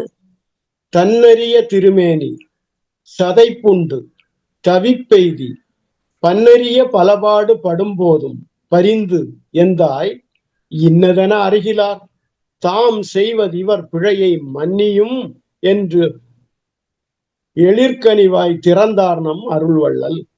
அருமை. எனக்கு ஞாபகம் வந்துருச்சு, அது இப்ப செயலோட தொடக்கம் ஞாபகம் வந்துருச்சு, மற்றொரு திருடரையும் வளப்பொருத்தும் இடப்பொருத்தும். ஆமா ஆமா. இதுல இந்த எதுகைகள் வந்து தன்னறிய, இந்த மாதிரி எதுகைகள் வந்து பாடலை மனப்பாடம் பண்றதுக்கு உதவியா இருக்கு, மோனைகள் உதவியா இருக்கு. இப்ப நாம வந்து இப்ப நவீன கவிதைக்கு நான் எதிரானவன் இல்லை. நானும் கிட்டத்தட்ட ஒரு 6 கவிதை தொகுப்புகள் போட்டிருக்கேன். ஆனா சில வரிகளை தவிர, இப்ப அப்துல் ரஹ்மானையோ ஞானக்கூத்தனையோ மூமேத்தாவையோ சில வரிகள் வந்து மேற்கோள் காட்டுறோம்னா அதுக்கு இந்த இசைத்தன்மை ஒரு காரணம், சொற்களுக்கு இடையில இருக்கக்கூடிய இசைத்தன்மை. அப்துல் ரஹ்மான் நிலா உடைந்து சீழ் வடிந்தது அப்படின்னு ஒரு கவிதை வரி. அது மாதிரி மேத்தா வந்து ஒரு அரளிப்பூனுடைய சோகத்தை சொல்றாரு. எல்லா பூவையும் தலையில சொல்றாங்க, என்ன மாத்திரம் சுட மாட்டேங்கிறாங்க, ஒரு பெண்ணினுடைய துன்பமா. இந்த தன்மை மொழிக்கு ரொம்ப முக்கியம். கவிதைக்கும் உரைநடைக்கும் என்ன வித்தியாசம்? அந்த இசைவு தானே. அதை இலக்கணம் அதுக்கு உதவியா இருந்தது. அந்த இசையை மறந்ததுனால இப்ப ஒரு முழு சொற்றொடரை, ஒரு சென்டென்ஸை வந்து உடைச்சு எழுதி அதை கவிதைன்னு நீங்க சொல்ல முடியாது. இப்ப கம்பனுக்கு போனோம்னா குகன் பாடுகிற பாட்டு, அஞ்சன வண்ணனன் ஆருயிர் நாயகன் ஆளாமே. அஞ்சனம்னா கருமை. வஞ்சனையால் அற செய்திய மன்னரும் வந்தாரே. அதாவது காட்டுக்கு போன ராமனை திரும்பி கூட்டிட்டு வர்றதுக்கு பரதன் வர்றான் படைகளோட. குகன் என்ன புரிஞ்சுக்கிறான்னா, இவனை காட்டுக்கு துரத்துனது மாத்திரம் இல்லாம போரிட்டு அவனை அழிக்கிறதுக்கு பரதன் வந்துகிட்டு இருக்கான்னு தப்பா புரிஞ்சுக்கிறான். அந்த பார்வையில வரக்கூடிய பாட்டு அது. அஞ்சன வண்ணன ஆருயிர் நாயகன் ஆளாமே, வஞ்சன யாலர செய்திய மன்னர் வந்தாரே, செஞ்சரம் என்பன தீயுமுள் கின்றன செல்லாவோ, விஞ்சிவர் போய்விடின் நாய்க்குகன் என்றனை ஏசாரோ. என்னை ஜெயிச்சுட்டு போயிட்டான்னா இவன் நாய்க்கு பிறந்த பையன்னு என்னை ஏச மாட்டாங்களா அப்படின்னு குகன் பாடுற பாட்டு. இதே பாட்டு ஒரு கொஞ்சம் கொஞ்சமா கிட்ட கிட்ட வர்றான். வந்த உடனே அவனுக்கு தெரியுது பரதனுடைய தோற்றத்தை பார்த்து இவன் போருக்கு வரல, அண்ணனை தேடி வர்றான். வர்க்கலையின் உடையானை மாசடைந்த மெய்யானை இப்படி பாடுறான். இதுல இந்த பாவம் உணர்ச்சி இதுக்கு சொல் பயன்பாடா இருக்கு. இலக்கணம்ங்கிறது ரொம்ப பெரிய சுமைன்னு இவங்க நமக்கு கற்பிச்சாங்க. எனக்கு சைக்கிள் கூட ஓட்ட தெரியாது. எங்கிட்ட ஒரு டூ வீலர் கொடுத்தீங்கன்னா நான் எப்படி ஓட்டுவேன்? அதுக்கு நான் பயிலணும் இல்லையா? இதுக்கே என்ன ஏர்கிராப்ட் ஓட்ட கொடுத்தீங்கன்னா எனக்கு என்ன தெரியும் எனக்கு. அப்ப இது கட்டுப்பாடோ சுமையோ தொந்தரவோ அல்ல, இது முறை. அப்பதான் அந்த கவிதை ஆகுது. திருக்குறளே எடுத்துக்கங்க. திருக்குறள்லயே கொல்லான் புலாலை மறுத்தானை கைகூப்பி எல்லா உயிரும் தொழும். ஏன் புலாலை மறுத்தானை கைகூப்பி எல்லா உயிரும் தொழும்னு சொன்னா போதுமே, கொல்லான்னு ஏன் சேர்க்கிறாரு? அப்ப உணவுக்காக கொல்லுகிறவன் இருக்கான்ல, விளையாட்டுக்கு கொல்றவன், புலி வேட்டை சிங்க வேட்டைக்கு போறவன். இப்ப உலகத்திலேயே 4 பாம்பு தான் விஷமுள்ள பாம்பு, பாக்கியெல்லாம் அப்ராணிகள். எத்தனை ஆயிரம் கோடி பாம்புகளை நம்ம பயந்து கொண்டு இருப்போம். அரணைக்கு விஷம் கிடையாது, ஆனா அரணையை கண்டா கொல்றோம். தெண்டல்னு சொல்லக்கூடிய, ஓந்தான்னு சொல்லக்கூடிய, ஓனான்னு சொல்லக்கூடிய, உடக்கான்னு சொல்லக்கூடிய, ஓதின்னு சொல்லக்கூடிய அந்த பிராணி ஒரு பஞ்ச பாவம். அதை கண்டா கொல்லுகிறோம், அடிக்கிறோம். அப்ப இத மீன் பண்றான் அவன். கொல்லானை புலாலை மறுத்தானை. இந்த இலக்கணம் ஒரு ஓசை நயத்தை திருத்தருது. அது கவிதையினுடைய இன்றியமையாத அம்சம்னு நான் நினைக்கிறேன். இப்ப பாரதியார் ஒன்றும் புறக்கணிக்கல இல்ல, நவீன கவிஞர்களையும் பலரும் கற்பதற்கஞ்சி அதை செய்யாம போனோம்னா அந்த வேலைக்கு நான் போகக்கூடாது. ஆமா. இப்ப எனக்கு அதுலதான் ஈடுபாடு. ஆரம்ப காலத்துல இருந்தே இந்த இசைத்தன்மை, மனப்பாடத்தன்மை, அது சொல்லக்கூடிய ஔவையார் பாடல்கள். இப்ப ஔவையார் சங்க காலத்துல ஒரே ஒரு ஔவையார் தான் இருந்திருக்கா. அவதான் மகளிரை பாடினவ, தகடூர் அதியனை பாடுறவங்க. அந்த அம்மாவுடைய கவிதையை பார்த்தா இப்படி தொடங்குது. சிறிய கட்பெறினே எமக்கீயும் மண்ணே, கொஞ்சமா கல்லு கிடைச்சதுன்னா எனக்கு தருவான். அப்ப மன்னன் நம்ம இன்னைக்கு நினைக்கிற அந்த சினிமாக்கள் காட்டுகிற மன்னர்கள் அல்ல அவர்கள். ஜமீன்தார் மாதிரி பண்டார சேனையோட அப்படி இல்லை எந்த மன்னனும். கொஞ்சமா கல்லு கிடைச்சுன்னா எனக்கு தருவான். நிறைய கிடைச்சதுன்னா அவனும் குடிச்சு எனக்கும் குடிக்க சொல்லி என்ன பாட சொல்லி கேட்பான். அப்புறம் அவன் பக்கத்துல உட்கார்ந்து சாப்பிட்டான்னா அவன் இலையில இருக்கக்கூடிய கொழுங்கறி துண்டுகள் இருக்குல்ல, அதை எடுத்து எனக்கு போட்டுருவான். எனக்கு 2 பேரனுங்க, அவங்க பக்கத்துல உட்கார்ந்து சாப்பிட்டேன்னா என்னுடைய பொங்கல்ல வரக்கூடிய முந்திரி பருப்பு எடுத்து அவங்களுக்கு போடுவேன். எனக்கு பரிமாறக்கூடிய சிக்கன் அல்லது மட்டன்ல நல்ல பீஸா எடுத்து அவங்களுக்கு கொடுப்பேன். இத மாதிரி போடுவான்.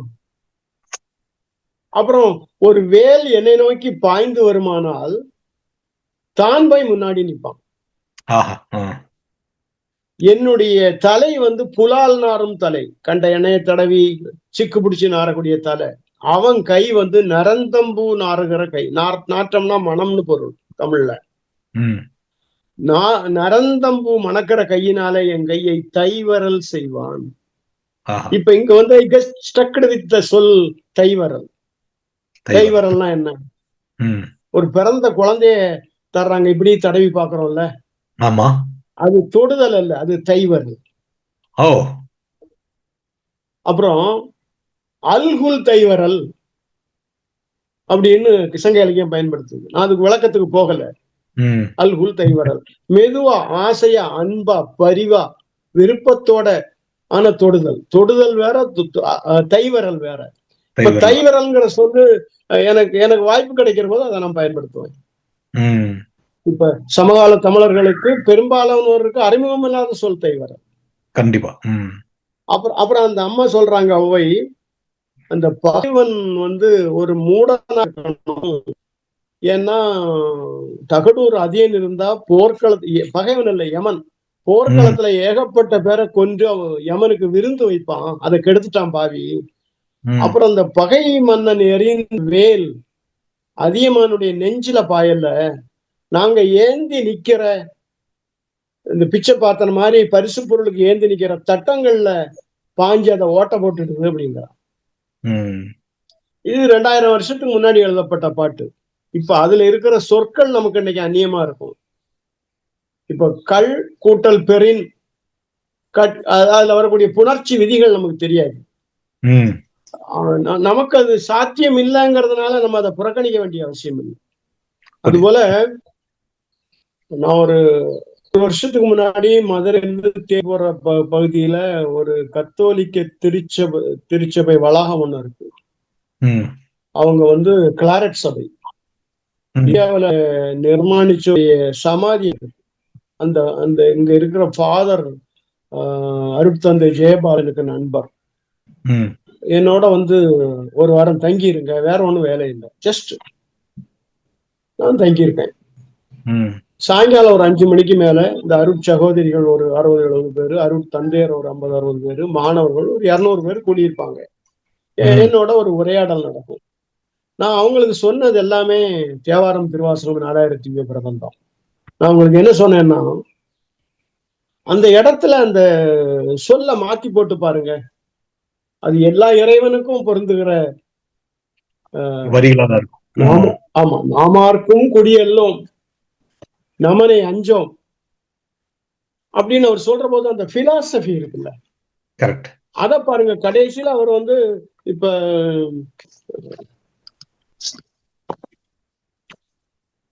அல்லல் என் செய்யும் திருநாவுக்கரசர், அல்லல் என் செய்யும், அருவினை என் செய்யும், தொல்லை வல்வினை தொந்தம் தான் என் செய்யும். அவருடைய பழைய வினைகள் துன்பம் எல்லாம் என்ன செஞ்சிருந்தா. அப்புறம் திருநாவுக்கரசர் சைவ மதத்தை சார்ந்தவர், சிவனை நம்புகிறவருங்கிறதுனால தில்லை நடராஜனுக்கு வந்துருவாரு. பட் அதுக்காக நான் முதல் 2 வரியை எதற்காக புறக்கணிக்கணும்? இது எல்லாருக்கும் பொருத்தமானது தானே. நீ தில்லை நடராஜன்கிற இடத்துல இயேசுபிரானை வச்சு பார்த்துக்கோ, அல்லது நபிகள் நாயகத்தை வச்சு பார்த்துக்கோ. அல்லல் என் செய்யும், அருவினை என் செய்யும், தொல்லை வல்வினை தொந்தம் தான் என் செய்யும். இது தரக்கூடிய ஒரு மென்டல் கரேஜ் இருக்குல்ல, கரெக்ட். அது சமயத்துக்காக நான் இதை இழக்க முடியுமா? இழக்க முடியாது. ஆமா, நீங்க சொன்னா நம்பணும். அன்னைக்கு அந்த செஷன் முடிஞ்சதுக்கு அப்புறம் டின்னருக்கு போவோம். ஒரு அருட் சகோதரி 80-85 வயது இருக்கும், என் பக்கத்துல வந்து நின்று, தம்பி என் 2 கன்னத்திலையும் இப்படி கையை வச்சு தடவி, தம்பி அக்கா அன்னைக்கு இரவு உங்களுக்காக பிரார்த்தனை பண்ணுவேன் அப்படின்னு நாங்க, எனக்கு கண் கலங்கிடுச்சுங்க. சோ இந்த அனுபவம், இத மாதிரியான அனுபவங்கள் தான் எனக்கு எழுத்துக்கான மூலதனம். மனிதன் வந்து மதம் சார்ந்து, ஜாதி சார்ந்து, மொழி சார்ந்து வெளிப்படுவதல்ல. இதை நம்ம புரிஞ்சுக்கணும், இதை பயன்படுத்திக்கணும். இதை என்னுடைய மொழியில தேர்ந்தெடுத்த சொற்களினால, இப்ப நமக்கு உடல்ங்கிற சொல் தெரியும், உடம்புங்கிற சொல் தெரியும், பாடின்னு பயன்படுத்துறோம், திரேகம்ங்கிறோம், தேகம்ங்கிறோம். ஆனா யாக்கைன்னு ஒரு சொல் இருக்குல்ல, யாக்கை நிலையாமைன்னு ஒரு அதிகாரமே இருக்க. இப்ப யாக்கையை எதற்காக புறக்கணிக்கணும் நம்ம? ஒரு தேவாரம், பூ கை கொண்டு அரண் பொன்னடி போற்றிலார். ஒரு பூ எடுத்து போட்டு அரனை பூசிக்க மாட்டான், நாக்க வச்சு ஒரு நல்ல வார்த்தை சொல்ல மாட்டான். யாக்கைக்கே, உடம்புக்கே இறை தேடி அலைஞ்சு காக்கைக்கு இரையாகி கழியறானே அப்படின்னு பாடுறார். அவர் யாக்கை பயன்படுத்துறாரு. இதை நோக்கி நான் பயணம் செய்யற போது எனக்கு வந்து சொற்களை கொள்முதல் செய்வதற்கான பெரிய ட்ரெஷரா, கிட்டங்கியா, கஜானாவா எனக்கு வந்து பழைய இலக்கியங்கள் கிடைக்கும். அப்புறம் அந்த பாவம், 2 சொல்ல சேர்த்து சொல்ற போதே அந்த பாவம் துணிக்கணும் இல்லையா? பாவம்ங்கிறத நம்ம பாவம்னு உச்சரிச்சா எப்படி? இதை நான் லாசாராட்ட கத்துக்கிறேன். நான் வந்து எனக்கு மூத்த எழுத்தாளர்கள் எல்லாரையும் தேடி போய் பார்த்திருக்கேன். சில கொள்கை முரண்கள் இருக்கும், பிடிக்காத விஷயங்கள் இருக்கும், ஆனா அவங்க வந்து அற்புதமான மனிதர்களா இருந்தாங்க. வெங்கட்சாமிநாதன்ட்ட நான் கற்றுக்கொண்டிருக்கிறேன், ஜானகிராமன்ட்ட கற்றுக்கொண்டிருக்கிறேன், கானாசூட்ட, நகுலன்ட்ட, சுந்தர ராமசாமி எனக்கு குருபீடம். இப்படி பண்ணும்பாங்க. அம்பை எனக்கு அக்கா மாதிரி, மூத்த சகோதரி. அவங்க மும்பைல இருந்தாங்க. அவங்கள சந்திக்கக்கூடிய வாய்ப்புகள் அவங்க நிறைய. இன்னுமே மும்பைல தான் இருக்கிறாங்க. நான் மும்பை போய் சில ஆண்டுகளுக்கு பிறகுதான் அவங்களுக்கு அறிமுகமாகிறேன். ம். எங்க எங்க வீட்டுக்கு வந்திருக்கிறாங்க. ரொம்ப அன்பா இருப்பாங்க. ம். அதுக்கு இப்ப இப்ப வந்து வெங்கட்சாமிநாதன் பாக்குறேன், அவங்களுக்குள்ளேயே முரண்கள் உண்டு. அசோகமித்திரன், ராமாமிர்தம், ஒருத்தருக்கு ஒருத்தர் சிக்கல்கள் இருக்கும். ஆனா தனிப்பட்ட முறையில அதை காட்டிக்க மாட்டாங்க. பகை கிடையாது. ம். சொந்த பகை, காழ்ப்பு, வெறுப்பெல்லாம் கிடையாது. கொள்கை ரீதியா அவங்களுக்கான சில மாற்று ஆமா, கருத்து. ஆமா, ஆமா, ஆமா. எவ்வளவு கத்துக்கிட்டு இருக்கோம். சோ இதுல நீங்க மரபழைக்கத்துல இருந்து சொற்களுக்கு வந்துட்டீங்க. அந்த சொற்கள் மேல உங்களுக்கு பாசத்தை சொல்லியிருக்கீங்க. இது உங்களுடைய புஸ்தகத்துல சொல்லியிருக்கீங்க. அந்த வந்து சொற்கள் அப்படிங்கறது வந்துட்டு இந்த ராமனோட அம்பாரி மாதிரி அதுல இருந்து வந்துட்டே இருக்கணும் அப்படிங்கிற மாதிரி சொல்லியிருக்கீங்க. இப்போ உங்க கூட பேசுறப்ப எனக்கு அதான் ஞாபகம் வருது. அந்த சொற்கள் அப்படிங்கறது வந்துட்டு அப்படியே தானாவே உங்களுக்கு பிறந்துட்டே இருக்குன்னு சொல்லிட்டு. அப்படியே உங்களோட படைப்புகளுக்குள்ள மெதுவா போலாம் அப்படின்னு நினைக்கிறேன். அப்போ உங்க படைப்புக்குள்ள பாத்தீங்கன்னா இப்போ இப்போ ஓல்ட் கிளாசிக்ஸ்ல எடுத்துட்டீங்கன்னா பாத்தீங்கன்னா சில சில பேரோட அப்படியே பேரோட இந்த படைப்பாளியை தாண்டி படைப்பை தாண்டி அந்த கதாபாத்திரங்கள் நின்றும். அது மாதிரி உங்களோட கதாபாத்திரம் கும்பமுனி. இந்த கும்பமுனி அப்படிங்கிற பாத்திரம் எப்படி உருவாச்சு? ஏன்னா நிறைய பேருக்கு அவங்க என்ன நினைக்கிறாங்கன்னா கும்பமுனி தான் நாஞ்சில் நாடன் அப்படின்னு நினைக்கிறாங்க. அதுதான் உண்மையா? இல்ல கும்பமுனிக்கும் நாஞ்சில் நாடனுக்கும் என்ன தொடர்பு? அதாவது வங்காளத்துல ஒரு எழுத்தாளர் 2 கதாபாத்திரங்களை வச்சு 34 கதை எழுதியிருக்காரு. அப்பா. அவர் இறந்து ஒரு 14, 15 வருஷம் ஆச்சு. அந்த 34ங்கிற அந்த இலக்கு அவர் தாண்ட போறதில்லை. நான் கும்பமுனியும் தவசி பிள்ளையும் வச்சு இது வரைக்கும் 39 கதை எழுதியாச்சு. இன்னும் எனக்கு எழுதுவதற்கு இருக்கு. நான் வந்து சம்பவங்களா இல்லாம, கதை மாதிரி இல்லாம, சமூக பிரச்சனைகளை விவாதிக்கிறதுக்காகத்தான் அந்த கேரக்டரை தேர்ந்தெடுக்கிறேன். அது எனக்கு இப்ப 78 வயசு ஆகுது. எனக்கு கிட்டத்தட்ட கும்பமுனியினுடைய சுபாவங்கள் இருக்கு. அப்புறம் நகுலனுடைய ஒரு எக்ஸ்டென்ஷன் ஆகும் நான் அதை பாக்குறேன். நகுலனுடைய கூறுகள் அதுல இருக்கு. அப்புறம் எல்லாருடைய அதுல சில சமயம் வெங்கட்சாமிநாதனுடைய குரல் ஒலிக்கும். வெங்கட்சாமிநாதன் என்கிட்ட சொல்லியிருக்காரு, எந்த டிபேட்டுக்கும் வாதத்துக்கும் போனா முத சுற்றுல உங்ககிட்ட இருக்கிற எல்லா கல்லையும் எறிஞ்சிடாத, 4 கல் மிச்சம் வச்சிரு அடுத்த ரவுண்டுக்கு அப்படின்பாரு. இது வெங்கட்சாமிநாதன் இதை சொல்ல முடியும். இது அவர் என்கிட்ட சொல்லி 30 வருஷம் இருக்கும். எனக்கு அது இன்னும் நினைவுல இருக்கு இல்லையா. அப்புறம் ஒரு பிரச்சனை வர்ற போது நம்ம அதை ஒரு நேரடியா கட்டுரை மாதிரி எழுதுறதுல சிக்கல் இருக்கு. ஆனா ஒரு கதையாக எழுதுற போது நமக்கு அதுல ஒரு பாதுகாப்பு இருக்கு. என்ன டிஸ்டர்ப் பண்ற பிரச்சனைகளை ஆனா கும்பமுனிக்கு வந்து பெரிய நண்பர் கூட்டம் இருக்கிறாங்க. இப்ப எங்கிட்டயும் நிறைய பேர் கேக்குறாங்க, என்ன கும்பமுனியை கொஞ்ச நாளா காணோம் அப்படின்ட்டு. கும்பமுனிங்கிறது அகத்திய முனி, குடமுனி.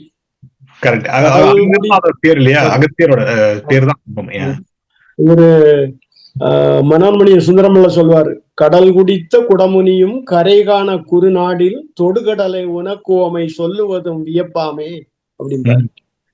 கடல் குடிச்சான் அவர் வந்து கேஷ். இப்ப நான் வந்து கோவை புதூர்ல இருக்கேன். இந்த இடம் வாங்கி 35 வருஷம் ஆச்சு. வீடு கட்டி 11 வருஷம் ஆச்சு. எங்க வீட்டுக்கு முன்னாடி 23 அடி அகலம் உள்ள வீதி. அதுல நான் 2 அடிக்கு செடி வச்சிருப்பேன். எதிர்த்த வரிசையில 2 அடிக்கு செடி வச்சிருப்பாங்க. அந்த டிஸ்டன்ஸை கழிச்சிட்டீங்கன்னா 18 அடி 19 அடி இருக்கும். இந்த நான் வசிக்கிற இந்த வஉசி நகருங்கிறதே ஒரு 36 வீடுகள் தான் மொத்தமும். ஆனாலும் நகர்னு பேரு. இதுல வந்து காலையில இருந்து இரவு வரைக்கும் ஒரு 20க்கும் குறைவில்லாத விற்பனையாளர்கள் வர்றாங்க. விற்பனையாளர்கள் வர்றதுல பிரச்சனை இல்லை. ஆனா அவங்க வந்து லவுட் ஸ்பீக்கர்ல ரெக்கார்டு பண்ண குரலோட வருவாங்க. அந்த லவுட் ஸ்பீக்கர் நம்ம வீடை தாண்டுற வரைக்கும் நீங்க போன் பேச முடியாது, பாட்டு கேட்க முடியாது. இது போல 2 வீடு, இந்த 36 வீடுல 2 வீடு 3 வீடுக்கு ஒரு பால்காரர் இருப்பார். அவர் வந்து கிட்டத்தட்ட போலீஸ் சைரன் மாதிரி, ஆம்புலன்ஸ் சைரன் மாதிரி ஹார்ன் வச்சுட்டு வர்றாரு. இப்ப அவர்கிட்ட நாம் போய் முறையிடுவது. அது போல எங்க வீதியை தாண்டி ஒரு பள்ளி இருக்கு, ஒரு மெட்ரிகுலேஷன் ஸ்கூல் இருக்கு, ஹையர் செகண்டரி ஸ்கூல். அதுக்கு குழந்தைகளை அழைக்கிறதுக்கும் கொண்டு விடுறதுக்கும் பெற்றோர்கள் போறாங்க. அவங்க இந்த 18 அடி அகலமுள்ள வீதியில போகக்கூடிய வேகம் அங்க வாகனத்தினுடைய சத்தம் ரொம்ப டிஸ்டர்பிங்கா இருக்கு. ம். இத நான் எங்க போய் முறையிட முடியும்? போலீஸ் கம்ப்ளைண்ட் குடுக்க முடியுமா நான் போய்? அந்த இல்ல அவனுங்கிட்ட நேரடியா முறையிட முடியுமா? ம். இத நான் ஒரு கதை வடிவத்துல தான் எக்ஸ்பிரஸ் பண்ண முடியும். இதுக்குள்ள கதை எங்க இருக்கு? ம். இப்ப நம்ம இப்ப நான் கேட்டேன் ஒருத்தர், ஏங்க உங்க வீட்டு வாசல்ல வந்து நான் வந்து லவுட் ஸ்பீக்கர் வச்சு கட்டிட்டு இருந்தா உங்களுக்கு எப்படி இருக்கும்? அது எப்படி ம். பண்ண முடியும் அப்படிம்பாரு. அப்ப ம். நீங்க வந்து ஒருத்தர் 2 பேர்னா கூட பரவாயில்ல. கொத்தவரங்காய், அரைக்கீரை, சுரைக்காய் விக்கிறதுக்கு இவ்வளவு லவுடா? அதுவும் நம்ம வீட்டுக்கு முன்னாடி நிறுத்தி நான் ஒரு முறை சொன்னேன், தம்பி எனக்கு கொத்தவரங்காய் பிஞ்சா இருக்கு வாங்கணும். ஆனா நீங்க வச்சிருக்கிற லவுட் ஸ்பீக்கர் சத்தம் வந்து என்ன டிஸ்டர்ப் பண்ணுது. ஆகவே வாங்க வேண்டாம்னு தீர்மானிக்கிறேன் அப்படின்னு. ம். தெரிஞ்சவர், பழக்கமானவர். அப்புறம் குறைச்சு வைக்கிறார். ம். அது தெரியாமையினால வைக்கிறாங்க. ஏன்னா பெண்கள் வந்து உள்ள உட்கார்ந்து டிவி பார்த்துட்டு இருப்பாங்க. ஹால்ல இருக்க ம். மாட்டாங்க. அவங்களுக்கு காது கேட்கணுங்கிறதுனால வைக்கிறாங்களா? பல ம். வீடுகள் வந்து வாசல் கதவும், உள்கதவும் சாத்தி தான் வச்சிருக்கிறாங்க. பழைய காலம் மாதிரி வீட்டுடைய திறந்த வாசல் எங்கேயும் கிடையாது இப்ப. ம். அவங்களுடைய பிரச்சனை நமக்கு புரியுது. ஆனா இது என்னுடைய பிரச்சனை. இத நான் வந்து கும்பமுனி மாதிரியான ஒரு கதையில தான் ஆர்கே பண்ண லட்சுமி முடியும். காமன் மேன் அப்படிங்கிற அந்த இது வந்து எப்படின்னா இல்லையா, இந்த மக்களோட அன்றாட பிரச்சனைகளை சொல்றத வந்து அவர் எப்படி கார்ட்டூனா மாத்தினாரோ அது மாதிரி கும்பமுனி அப்படிங்கறத வந்து உங்களுடைய ஆமா. அனுபவங்களை சொல்லக்கூடிய ஒரு கேரக்டர் அப்படின்னு சார். அப்படி கும்பமுனிக்கான காரணத்தை சொல்லிட்டீங்க. அப்ப தவசி பிள்ளை எப்படி வந்தாரு? தவசி பிள்ளையை வந்து இல்ல அதாவது அவர் வந்து ஒரு சமையல்காரரு. ம். தவசி பிள்ளைங்கிறது ஒரு ஜாதி பேர் இல்ல. தொழில் பெயர். ஓ சரி. ஆமா. இப்ப சமையல்காரரை எங்க ஊர்ல தவசி பிள்ளைன்னு தான் சொல்லுவாங்க. ஓ சரி சரி சரி. இப்ப கணக்கு பிள்ளைன்னு சொல்ற மாதிரி. ஆ. கணக்கு பிள்ளை வேலை பார்க்கிறவர் வேளாளரா இருக்கணும்னு அவசியம் இல்ல. இருக்கு. கணக்கு பிள்ளைங்கிறது ஒரு தொழில். தவசி இப்படி பிள்ளை அப்படிங்கறது ஒரு தொழில், கண்ணு பிள்ளை அப்படிங்கறது ஒரு பேர்.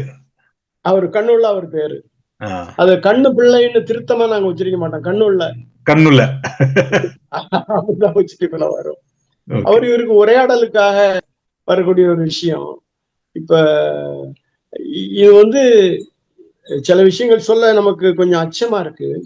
ம். பொலிட்டிக்கலி. Correct. இது ஒரு கதையா மாத்துற போது அந்த அச்சம் தவிர்க்கப்படுது.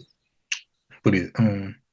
இதுக்கு நான் பயன்படுத்திக்கிறேன். இப்ப எங்க தெருவுல ஒரு குறிப்பிட்ட அரசியல் கட்சியை சார்ந்தவங்க தேர்தலின் போது எல்லா வீட்டுக்கும் வாக்குக்கு 1000 ரூபாய் கொடுக்குறாங்க. கொடுத்தாங்க. ம். என் வீட்டை மாத்திரம் தவிர்த்தாங்க. ம். அதுக்கு காரணம் என் வீட்டு வாசல்ல கிடந்த நாஞ்சில் நாடன்ங்கிற போர்டு தான். எழுதி போடுவார் அப்படின்னு. எங்க வீட்டுல 2 வாக்கு இருக்கு. அப்ப 2000 ரூபாய் நஷ்டம் தானே எனக்கு. கரெக்ட். அவர் ஒரு இன்னும் அப்பம் பாட்டம் என் வீடு சொத்து வித்து தரல இல்ல. நம்ம பணம் தானே அது எனிவே. கரெக்ட். ஆமா. அப்போ ஒரு 2000 ரூபாய் போச்சு, பாலா போச்சுது அப்படிங்கிற ஒரு நினைப்பு வருது இல்லை. இதை நான் கும்பமணி மூலமா தான் பேச முடியும். புரியுது புரியுது. அப்ப இன்னொன்னு என்னன்னா, நான் யோசிச்சிருக்கேன். அதாவது ஏற்கனவே நாஞ்சில் நாடன் அப்படிங்கறதே உங்களோட புனை பெயர் தான். சோ ஒருவேளை வந்துட்டு கும்பமுனின்றது வந்து லேட்டா தோணுச்சோ, அதனால அது முன்னே உங்களுக்கு கும்பமுனின்னு தோன்றி இருந்துச்சுன்னா கும்பமுனிங்கிற பேர்ல எழுத ஆரம்பிச்சிருப்பீங்களா அப்படின்னு கூட தோணுச்சு. பட் நீங்க இந்த கதை இந்த இது வந்து இந்த 2 கேரக்டர் நான் எழுத வந்த 75 காலகட்டத்துல எனக்கு அந்த அளவுக்கு விஸ்தாரணமான அனுபவம், தெளிவு, மெச்சூரிட்டி எல்லாம் இல்லை இல்லையா? அது ஒரு காரணம். அப்புறம் இப்ப 175 கதைகள்ல கிட்டத்தட்ட 40 கதைகள் கும்பமுனி கதைகள்னா கால் பகம் வந்துருது இல்லையா? அது கரெக்ட். ஆமா. எனக்கு பேச இருக்கு. அப்புறம் என்னுடைய சொல்லுங்க. என்னுடைய கட்டுரைகள்லையும் இந்த கூறுகள் இருக்கு. இப்ப நான் கிட்டத்தட்ட 600 கட்டுரைகள் எழுதியிருப்பேன். 21 வால்யூம். கடைசியா போன வருஷம் வந்த என்னுடைய கட்டுரை தலைப்பு வந்து, கட்டுரை தொகுப்பினுடைய தலைப்பு ஊர் உண்டு காணி இல்லேன். இதை நான் தொண்டரடி பொடியாழ்வார்ல இருந்து எடுக்கிறேன். ஊரிலேன் காணி இல்லை, உறவு மற்றொருவர் இல்லை, பாரிலே பரமமூர்த்தி பற்றினேன் பரமபாதம். எனக்கு ஊர் இருக்கு, ஆனா காணி இல்ல. இப்ப நீங்க வீர நாராயணமங்கலம் அப்படின்னு போய் டைப் பண்ணீங்கன்னா கூகுள்ல அடுத்தால நாஞ்சில் நாடன் பேர் வந்துடும். நாஞ்சில் நாடன் பேர் தான் வரும். ஆமா. சோ அதனால ஊர் இருக்கு எனக்கு. இத வந்து இப்ப கட்டுரைகள்ல வந்து தூய இலக்கிய கட்டுரைகள் எழுதுற போது நான் இந்த சமகால அரசியலுக்கு போறதில்லை. ஆனா இப்ப நாஞ்சில் நாட்டு உணவு எழுதுற போது எனக்கு தோணுகிற இடத்துல, சௌரியப்பட்ட இடத்துல நான் அதை பேசிட்டு போறேன். கட்டுரைகள்ல நிறைய பேசுறேன். கனடால வாழ்கிற முத்துலிங்கம், மூத்த படைப்பாளி முத்துலிங்கம், பேராசிரியர் கவிஞர் சாரி சிற்பி பாலசுப்ரமணியம் மாதிரி உள்ளவங்க கட்டுரை இலக்கியத்துக்கு நாஞ்சில் நாடன் வந்து ஒரு திருப்பு முனை அப்படிங்கிறாங்க. இப்ப கட்டுரைகள் வந்து பேராசிரியர்கள் எழுதுகிற கட்டுரைகள், அவங்க எழுதுவது தெளிவு இருக்கும், உண்மை இருக்கும், எல்லாமே இருந்தாலும் கூட வாசிப்பு தன்மை குறைவாக இருக்கும். அதுக்கு என்ன காரணம்னா அவங்க பயன்படுத்துகிற மொழி. சுட்டி சென்றார்கள், கூறி சென்றார்கள், இப்படியே சொல்லிட்டு போவாங்க. இப்ப நம்ம ஒரு படைப்பிலக்கியவாதியா இருக்கிறதுனால கட்டுரைகளே நான் ஒரு கிரியேட்டிவ் ரைட்டிங்கா தான் எழுதுறேன். அதுல கற்பனை இல்லையே தவிர அதை சுவாரஸ்யமா சொல்ல முடியும் அப்படிங்கிற விஷயம்தான். அது ஆண்டாள பேசினா என்ன? இப்ப எனக்கு ஒரு நண்பர் இருக்காரு, எசக்கி முத்துன்னு பேரு, உலகத்துல பல நாடுகள்ல பணி புரிந்தவர். சமீபத்துல பங்களாதேஷ்ல இருக்காரு. ஒரு நாள் அவர் வீட்டுக்கு போயிருந்தேன். அவர் வீட்டுல நான் போகிற போது ஆண்டாள் பாடல் ஓடிக்கிட்டு இருக்கு. அவர் யாதவ குலத்தை சார்ந்தவர். யாதவ குலத்தினுடைய உட்பிரிவு கோனார்பாங்க. இது வந்து நம்பியார்னு ஒரு குலம். நம்பியார்னா மலையாள நம்பியார் இல்ல, யாதவர் குலத்தினுடைய ஒரு உட்பிரிவு நம்பியார். இந்த நம்பியார் வந்து உணவால் சைவர்,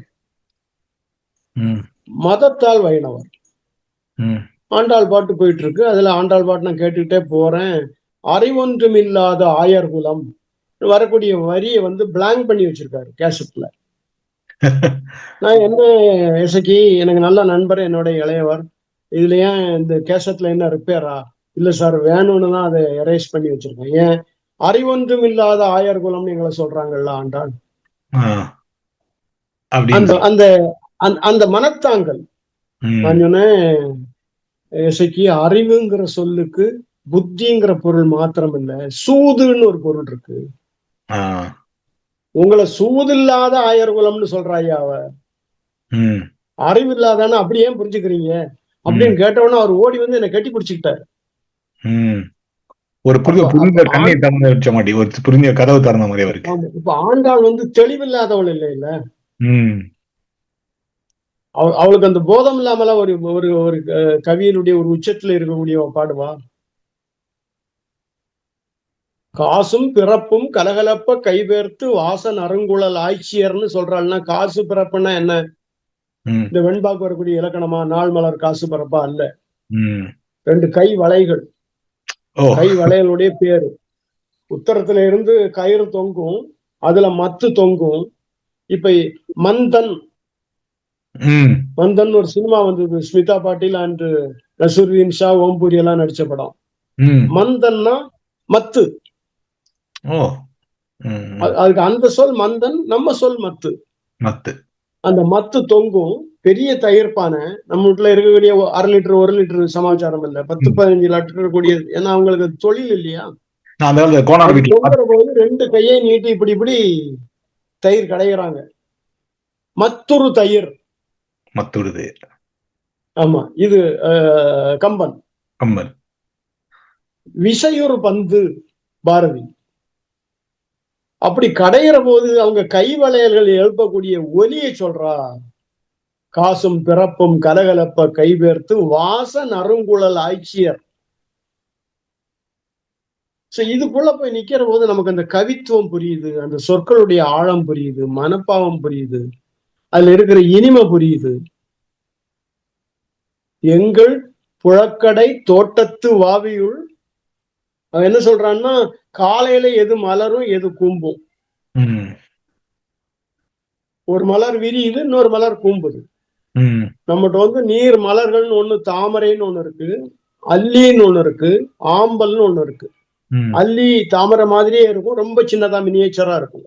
ஆம்பல் அதோட ஒண்ணு பெருசா இருக்கும், தாமரை அதோட பெருசா இருக்கும். ஆம்பலுக்கு வந்து வெள்ளாம்பல், சேதாம்பல். சேதாம்பல் கம்பன் சொல். சிவப்பாம்பல் அரக்காம்பல். அள்ளர் பழனத்து அரக்காம்பல் வாயவுள வெள்ளம் தீப்பட்டதன வெறி முத்தொள்ளாயிரம். அரக்கு நிற ஆம்பல். சிவப்பு நிற ஆம்பல். கம்பன் பயன்படுத்துற வார்த்தை சேதாம்பல். ம். அதுபோல தாமரை, வெண்டாமரை, செந்தாமரை. செந்தாமரை. குமரகுருபரர் சொல்றாரு ஒரு பாட்டுல, சகலகலாவல்லி மாலை 10 பாட்டு. ம். நீ என்ன வெள்ள தாமரையில தான் உட்கார்ந்து இருப்பியா? ம். என் உள்ளமாகிய தன்மையான தாமரையில வந்து உட்கார மாட்டியா? வெண்டாமரை கண்டி நினது பதம் தாங்க என் தண்டாமரை தகாது போலோ. ம். இத தெரிஞ்சுக்கிறதுக்கு நமக்கு இதுக்குள்ள போக வேண்டியது. பொறுமை. கற்றுக்கொள்கிறோம் இல்லையா? ம். நான் வேலை மணிக்கிட்டு வாசிச்சுட்டு எதையுமே கற்றுக்கொள்ளனா என்ன பொறுத்த வரைக்கும் டைம் வேஸ்ட் தானே. அது கண்டிப்பா, கண்டிப்பா. உங்கள்ட்ட போனா கத்துக்கிறேன். ம். பட் நீங்க இந்த ஜாதியை பத்தி சொன்னதுனால அதை பத்தி ஒரு இது நீங்க இது யாதவர்கிட்ட அவர்கிட்ட விலைக்கு சொல்லிட்டீங்க. பட் உங்களுடைய கட்டுரைகள், உங்களோட கவிதை, சிறுகதை ஒன்று ஊதுபத்தி அப்படின்னு சொல்லிட்டு அதை பத்தி நிறைய உங்களுடைய ஜாதியை சார்ந்து தாக்கிலாம் வந்துச்சு. இது மாதிரி விஷயங்கள் பெருமாள் முருகன் நடந்திருக்கு, உங்களுக்கும் அதை விட நடந்திருக்கு.